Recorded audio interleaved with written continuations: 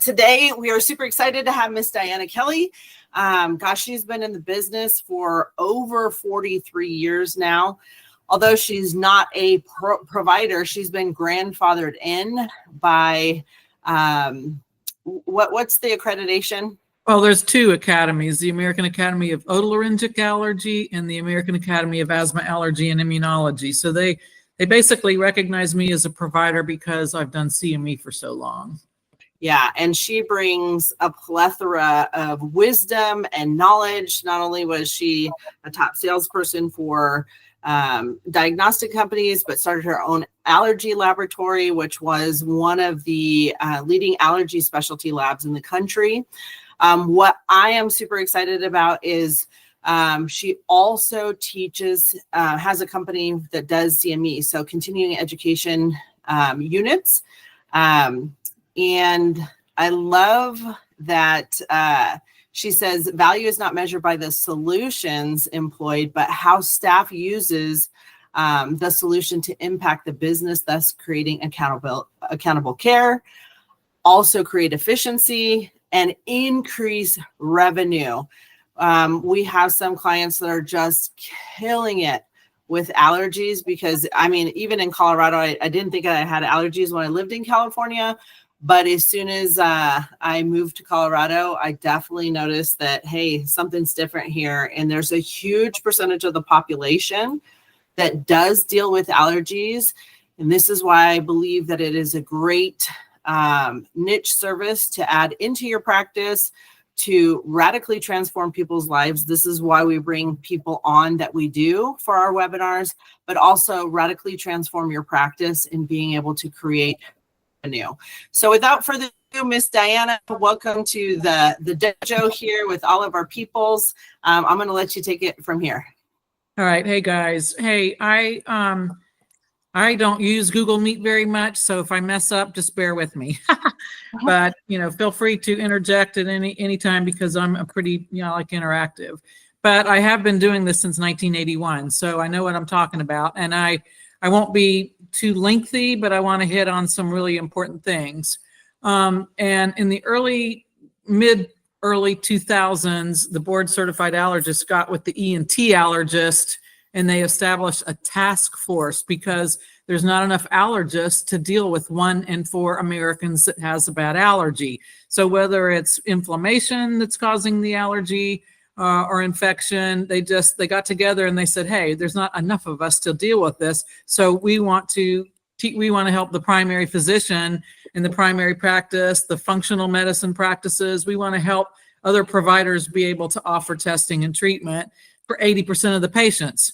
They still want you to refer patients that you do not feel comfortable dealing with. So we put together a turnkey program to help you do just that. Because you are seeing your patients. You're seeing the patients that have allergy. You just don't recognize that they have allergy. So what we've done is put together a couple things I'm going to show you so that you can identify those patients and then potentially test and treat them. But allergy is still majorly profitable. Insurance still pays it almost the same as it did 25 years ago. We're seeing a little bit of changes. Medicare has made a few changes.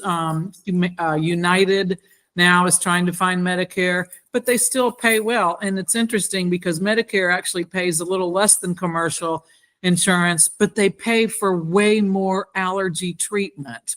And I'm going to show you, I don't know if you guys can see this, but treatment sets are what you make your money on in being able to help your allergy patients. So the joint task force, and let me make this a little bigger and hopefully y'all can see this. They put together guidelines for us to follow. So we are the differentiation in my company versus there's only a few other allergy companies out that do training is that we are following practice guidelines from both academies.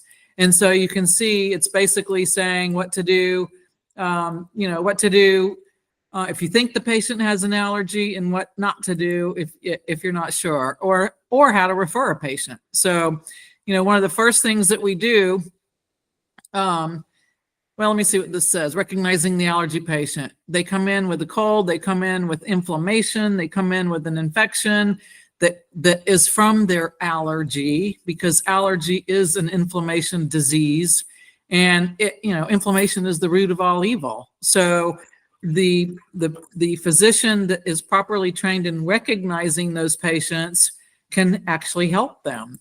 So we start with every single patient that walks in your door. We want them to fill out an initial evaluation questionnaire.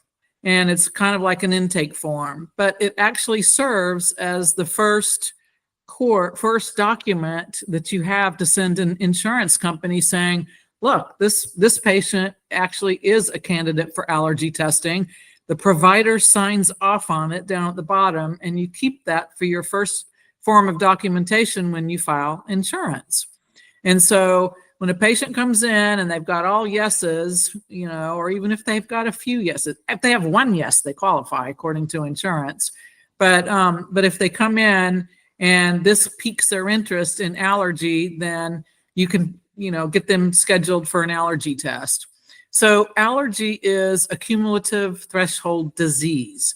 So the load is additive. And so I'm going to show you something in a minute, because when I talk to allergy patients, they'll say, oh, well, I know I'm allergic to cat because every time I go in a room with cat in it, I start sneezing, or I get a bad headache, or I, bust out in hives, or whatever the symptom is.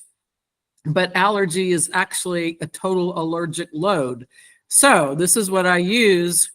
And I know you guys did this in biology or, third grade chemistry or whatever. But have you ever seen a glass of water and it's actually surface tension, where the water in the top, it's not spilling. And then you add one little teeny drop and half the glass empties, literally. An inch or so of water will come out of that glass. And that is the same as having an allergic symptom. So the patient's total allergic load is getting so full as the day goes on, and the glass of water is totally full, and they may not even hardly be allergic to cat, but their water is so full, they go in the room with the cat, and boom, that one little drop causes all these big, huge symptoms. And so that's what the initial evaluation is for, and that's how we explain inflammation and allergy to patients, and then they're like, oh yeah, well, that makes total sense. So instead of just rushing through everything, I'm just going to hit on some high points with this, but we have a turnkey system so that we can tell you exactly what to do step by step. This makes it look way harder than it is, but step by step, so that you can file insurance, because it's an insurance game. So most patients have not met a deductible by this time of the year, but we can do a skin test on the patient real inexpensively. And I'm going to go over all the pricing in a minute, and you'll see CPT codes and what they pay. But we have the patient come in, we have them fill out the initial evaluation, and at that time, if they have not had any antihistamines in their system for 2 weeks, we can go ahead and do a skin test that day. Most of the time, we give the patient a list of medications and say, hey, let's schedule you to come back in 2 weeks, and we're going to do a skin test on you. It takes 20 minutes, and we'll do a history, and we'll see if you have any allergies. So we basically have them come back to schedule a skin test, and it's a skin prick test, and we do it on the inside lower part of their arm so that they can actually see what's going on. So they can sit back and relax and literally not move while we put 60 tests, 30 on one arm and 30 on the other, and wait for 20 minutes. We do a history, and we wait for 20 minutes to see what allergens have responded and the wheal size. And that's important because insurance companies are getting pretty smart now, and they want to make sure that your positive allergens are larger than the positive control that you have put on the patient's arm. So the patient that can come in and get skin tested, that's all fine and dandy, because they can see, it's like an itchy mosquito bite, and they can see what they're allergic to, and you can go over that. For the patient that cannot go off their meds, we can do a finger prick test. And actually, I recommend that everybody do both, because insurance will pay for both. The finger prick, where they don't have to go off any meds, and the skin prick. Insurance still recognizes the skin test, not the finger stick, but they pay for the finger stick. It's the total IgE test. I mean, a specific IgE test, but they still recognize the skin prick test as the gold standard. And unfortunately, probably 60% of the patients that come in for testing have good positive results, and then the other 40 don't. And I'll tell you why. Because on the meds list, it has all the antihistamines. Patients cannot go off of antidepressants that will give false negatives with a skin prick test. But for example, I put Energy C. I put vitamin C in my water every day, and I drink a lot of vitamin C every day because I travel so much. My skin prick test would be completely negative because of vitamin C. I also use Lumify in my eyes. I know I don't look like I'm in my 60s. I know I look like in my 40s, but I still use Lumify every day because my eyes are red when I wake up in the morning. So I would have to do the finger stick test. So what we do is, it's a super easy test. We mail it to the lab, and within a week, we get the results back from that test. We can use both tests, the skin prick test and the finger stick test, to get results back and formulate the patient's prescription. In this formulation, can you guys see this sheet? Am I still with y'all? Yes, that's better right there. Okay. So what we do is we list the allergens, and in our system, allergen names, they come in all different sizes and forms and shapes and weight by volumes and PNUs and BUs and you name it. And so we actually mix a treatment board that we pull from, and we list everything by letter and number because the extract names are so, when I first started doing this, people would think dog fennel was dog. No, dog fennel is a weed that we test for. It's not dog or cat. But anyway, we list this. The provider has got to sign off on it. And this is the formulation. This sheet right here that shows the dilutions that we're mixing, any compound pharmacy can look at and realize how they have to mix the allergy patient vials. So can y'all see this right now?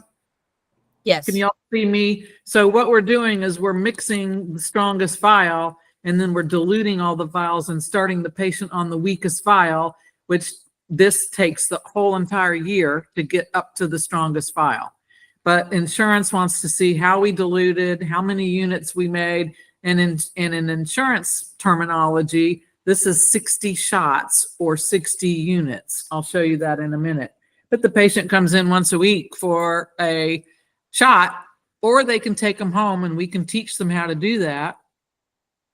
And or if a patient says, no, I'm not going to do shots, if they want to do drops, as long as they are not a Medicare, Medicaid patient, then we can do drops because the academies have figured out how many drops equal the same as what they're getting for the shots. The difference is drops are not FDA cleared, and Medicare, Medicaid will not recognize drops. So if you've got a Medicare, Medicaid patient, don't even offer them drops. But if you've got a patient that's been taking shots for a while and they're like, I'm tired, I'm not going to do this anymore. Well, don't quit. Just switch it over and do drops for the rest of the year. And actually, when we're talking to a patient about coming in, we don't say, will you come in and get tested and treated for a whole 3-year program? No, we say, let's test you. Let's see what you're allergic to. And let's talk about what we can do for treatment, and just have you commit for a few months to see if you are becoming symptom free. This facility, there's only 3 extract manufacturers now in the country. When I first started doing allergy and teaching allergy, there was probably 10 extract companies. And now, just like LabCorp and Quest, there's 3 instead of, LabCorp and Quest, there's 2 main labs. In fact, I sold my company to LabCorp in early 2000s. And the reason that I use Spiriplex instead of LabCorp is because of the patients that have super high deductibles, and there's a lot of them. A LabCorp, the same test would cost the patient $2,000 versus the Spiriplex finger stick is only $200. So, and the Spiriplex test is as good as the Thermo Fisher test. So this is what Hollister Steer looks like. They're sterile compounded extracts, and that's state of the art. So let's talk about a little bit about money. Allergy centers are 100% profitable. And I'm going to show you the costs in a minute. But we want to follow the Quad AI, it's what it's called, and you can Google it, or the AAOA practice guidelines. And we just want to make sure that you are filing correct CPT codes, which I'll go over with your departments. And this is based on Florida, because I live in Florida, and it's pouring rain and only 60 degrees here, which is horrible. I'm laughing under my breath because I know you guys are freezing. But this is based on 2025 Medicare. And so you can see what your reimburse and what your costs are, and I'll be happy to share this with anybody that wants it. But your cost for the test, not including labor for 20 minutes, is about $20 to $25. Your reimbursement is anywhere from $175 to $400, depending on the commercial insurance company. Patients that come in for injections once a week, your cost for their immunotherapy. So your cost for mixing this treatment set right here is about $25. If you send that compounded prescription form to an allergy compound pharmacy, there's a few of them in the country, they charge $800 for the same thing I just showed you that will cost you $25. So that's why it's so neat to be able to do your own mixing, because cost of goods is so much less. And I can go into detail about USP 797, but allergy is exempt. So you do not have to have a clean room. You simply have to follow aseptic technique, meaning you can't keep allergy meds in a refrigerator, just like any other medicines. You can't keep it in a refrigerator with foods. You need to have, aseptic technique, and you need to have proof that you can do that. There's not enough folks out there, USP people, to come try to look to see if you're following guidelines or not, but we're going to do it anyway, just in case. And so what I want to show you right here is that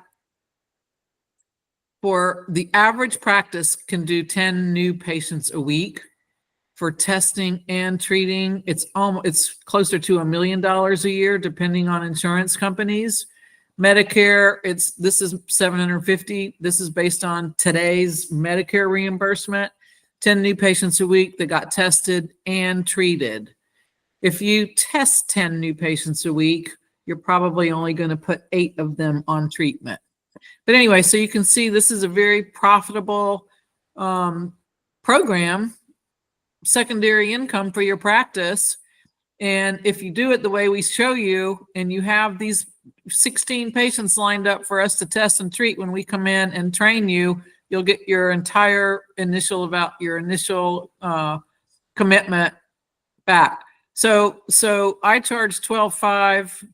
Hollister Steer charges what they do for their extract. I am not the middleman for them. I do not resell anything. All I charge for is my training, and this includes travel expense. So the neatest thing is I did an account last week in Colorado, actually in Greeley, Colorado, and we made their money back in the 3 days I was there. So it was really kind of neat. But I'll be glad to share this information. In fact, I'll be glad to share this whole presentation with anybody that's interested in it.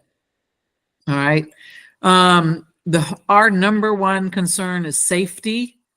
I know that you guys have heard of a general allergist and a patient going into anaphylaxis. Well, one of the very first questions that we ask a patient that's going to be skin tested, have you ever had an anaphylactic episode and had to go to the emergency room? And if they say yes, and they don't know why, we probably don't want to test them in this practice. We probably want to refer them to an allergist. But if they say yes, but it was to a drug or to bee sting, we are not dealing with drug or bee sting. We're also not we're not skin testing for foods. That's another reason that we want to do the finger stick, is because we want to be able to test for foods. So the finger stick kits, you get individual kits, if you guys can see this, with mailers and everything that you need. So you basically fill out the requisition, have the patient sign it, and mail it in to the company, which is actually out of Chicago. So we do offer CME right now. We have our next meeting is in fall. We haven't decided on the exact dates, but we do offer, for the same price, we offer CME credits if you want to physically come to our hands-on meeting. It's 2-day meeting, and we do the same thing as I would do physically coming to your office. The difference is if you don't care about CME, then I can train as many people as you want when I come to your office versus, we've got to charge, our cost and some for the facility. And the next one we're going to do is in Panama City because our medical director lives there. So, so I said, okay, fall is a good time to come to Panama City because it's pretty. I don't think I mentioned, this is very important. My dad, Hamilton Dixon, and my mom, but my dad was past president of the American Academy of Otolaryngologic Allergy. He was an ear, nose, and throat facial plastic surgeon who added allergy to his practice and taught this course at the academy for 40 years. After he retired, he came to work for me, and we taught CME all over the country, having physicians come to us. Right before the pandemic hit, physicians were saying, hey, we don't want to come to you. Can you come to us? And so we changed our model, our business model a little bit. And so now I will physically go to your office. But we have both available. So we've taught at the AAOA, we've taught at the AAFP, which is the primary care, the family practice, and also the HNS, which is the head and neck ENT guys. We also can show you all the AAOA, clinical guidelines, the FP clinical guidelines, and we've got it all documented. So any kind of information you need, then we have it for you so that you're following exactly what the academies want you to, because if anything should ever happen, they've got your back as long as you're following their practice parameters. So I can be reached at diana@allergyts.com. You can go on my website and look at my the full itinerary for teaching under allergycme.com. Obviously, you guys are affiliated with Natasha and Deanna, and so I want you to go through them to come to me. I'm good. Stop presenting, okay? All right, awesome. I know we had a couple of questions. Thank you so much, Diana. I really appreciate that. And then there was a couple of people on there that definitely would like to have that breakdown sheet. So you can get it over to us and we'll get that out to everybody else. Yes. We do want to open it up. If you want to raise your hand or you want to unmute yourself, please feel free to ask your questions now. Go ahead, Dr. Miller.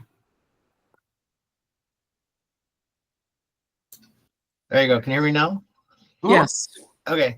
So it really looks pretty turnkey, but what? I mean, it looks like it's too easy to be true, right? Yeah. I get it. It's only as easy as you follow the system and your staff implements what I've taught them. So, okay, so now let me show you. Oh my gosh, I've got so much, but the initial evaluation, the meds list for the patients to go off of. They come in, we have them sign an informed consent. So then that's for testing and for treatment. We actually take their history. We don't want them to fill out the history because we glean so much information from talking to the patient. And somebody that takes a really good history, it's fun because you're learning about the patient. But guess what? The history matches the test result. It always matches, and it's really pretty neat. And when the patient sees that, they're like, oh yeah, that makes total sense. We have the test form, that we have to fill out the way that the insurance companies want us to. The formulations that have to be signed by the provider, which is important. Now, I'm sorry, Diana, is that is that me as the chiropractor, or is that an integrated office need to be the nurse practitioner? It has to be PA, NP, MD, or Okay. DO. Yes. They're the ones doing the history.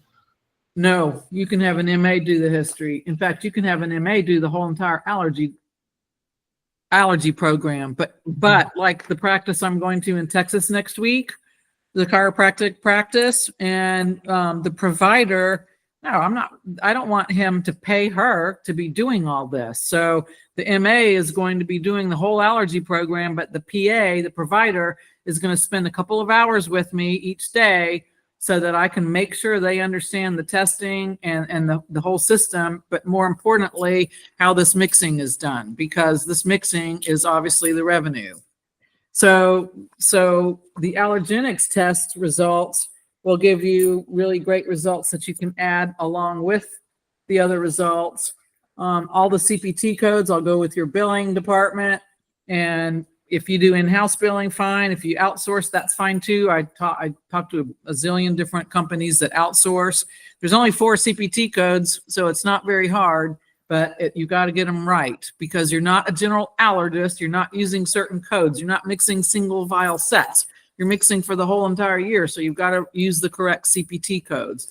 So billing companies that'll come to me and say, oh, we know how to do that. We're billing for general allergists. We've got 3 allergists that are our accounts. I'll say, okay, can I please just go over all this with you anyway? Because it's not billed the same. You're not a general allergist. You're considered a primary practice. So that's important. If a patient wants to learn how to give their own shots and take them home, we can have them do their first shot in the office. We do not ever give them their whole year's supply. We give them 1 vial at a time, and they can take it home and give their shots. And then they can come back and prove with the dosage schedule that they've given themselves the shots that they need to give. And then we give them the next vial. So, I also have everything. I thought I had it handy, but I have everything in writing and in color pictures. And I mean, there's not a whole lot that we don't have available to you, even super bill, so that when you've got an MA that's mixing, for 4 or 5 patients that day, they each don't get lost somewhere in the EMR.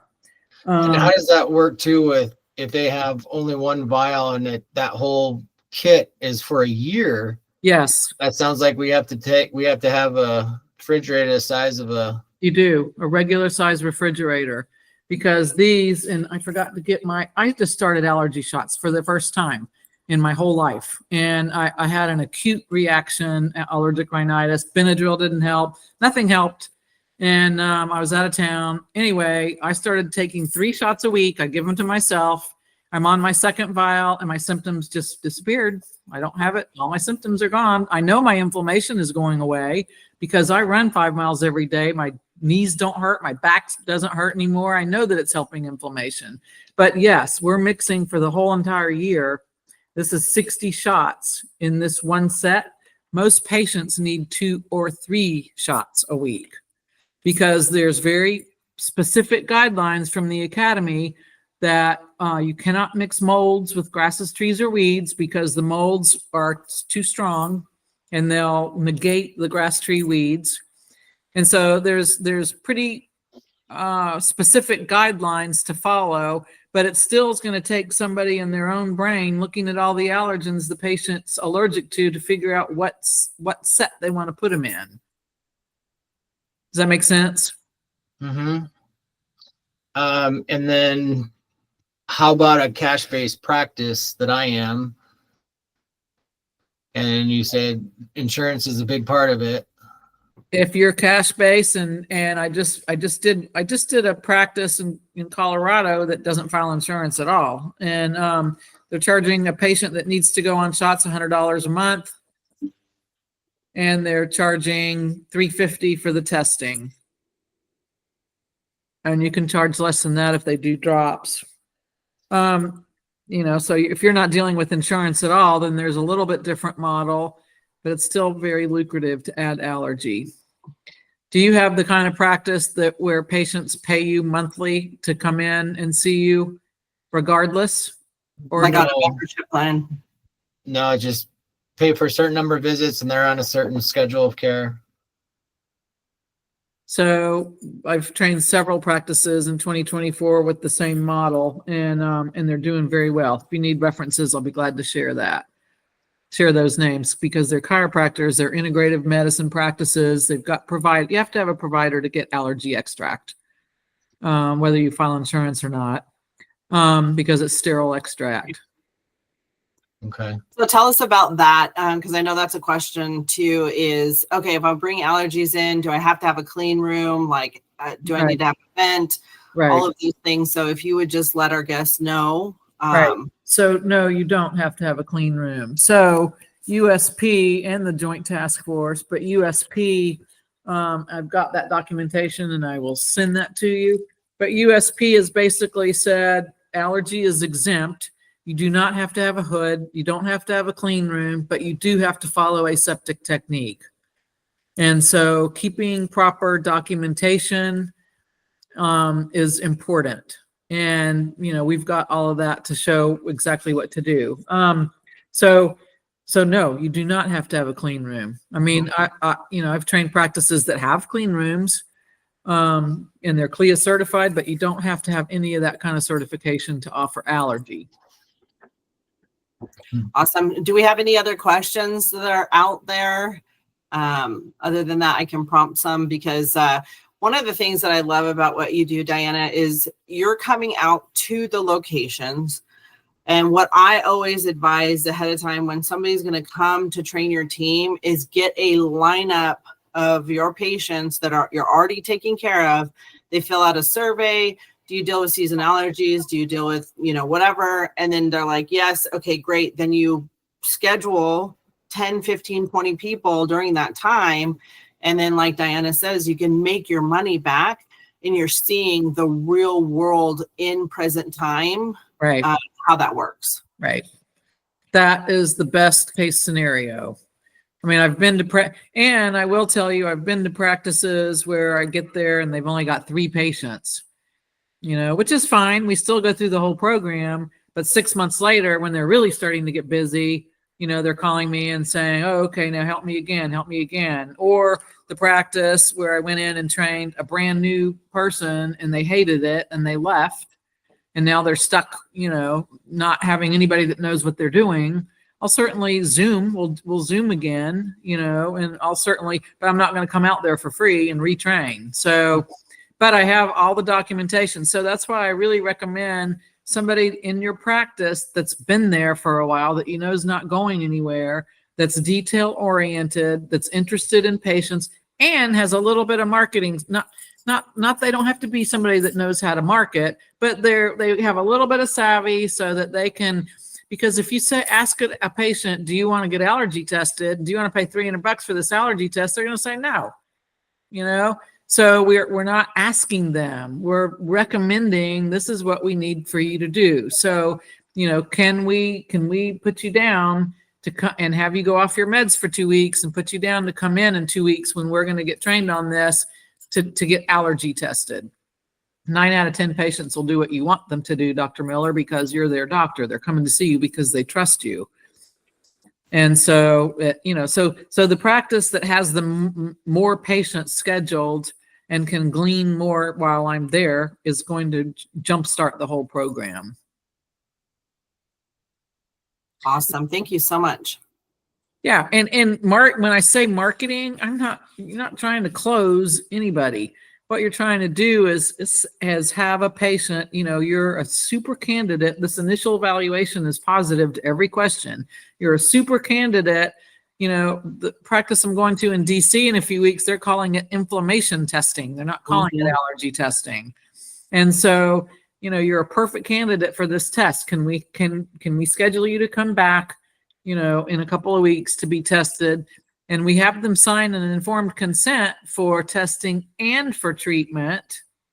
But that's really more for insurance purposes. If you're not filing insurance, then you still need to have them sign the consent but you can also say, let's see what your test results are, and then we'll talk about, possible treatments. Good. Any other questions? What about just in billing, being able to bill out of network?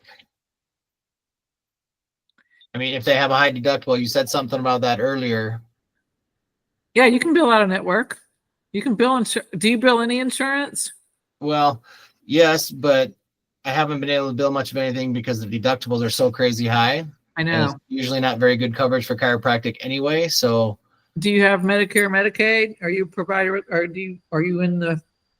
I'm a non-par provider for Medicare. Medicaid doesn't have any coverage for chiropractic, and I'm interviewing nurse practitioners right now to be fully integrated. So you can Medicare, like I said. So Medicare pays less than commercial, but they pay for 6 of these. That's ridiculous. Well, I don't say nobody, because there are patients that get 6 shots a week, but Medicare pays for more shots than anybody else, even though they pay 30% less. So being a Medicare provider is a big deal if you can file insurance. Even non-par? Yes, even non-par. And I have a doctor in Tulsa, Oklahoma that I can refer you to, who he's non-par Medicare, and that's all he sees. And he's just blowing it away. Love to talk to him. Okay. He'll have good things to say about me. I trained them a year ago, and I still talk to him every week. Do you know Todd Savine by chance?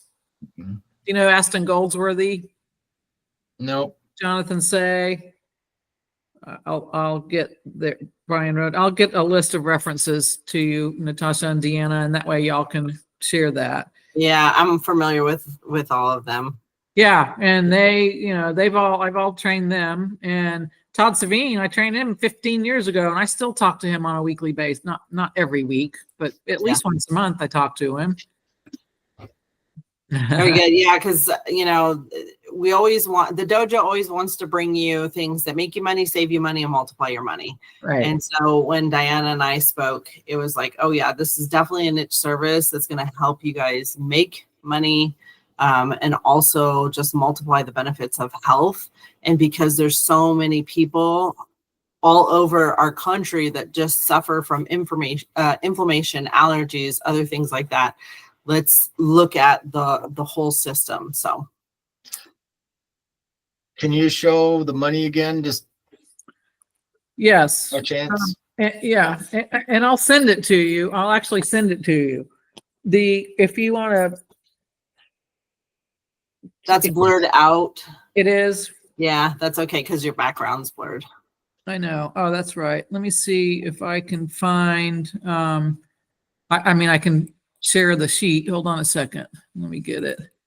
I wish that I was better at Google Meet.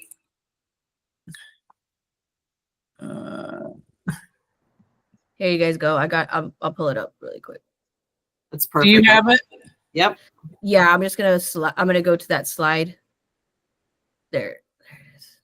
Oh, okay. Because I just found Right there. Perfect. But if you can share it, then perfect. So this is based on Florida Medicare. And we can send this to you.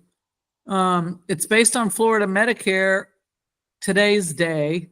Florida Medicare pays less than almost any other state. Alabama's worse than Florida, but that's about it. Is that Palmetto? What, Medicare? Yeah, is that the MAC Palmetto? I don't have any idea. Oh, okay. No problem. No, I just look up LCD, the local coverage. Okay.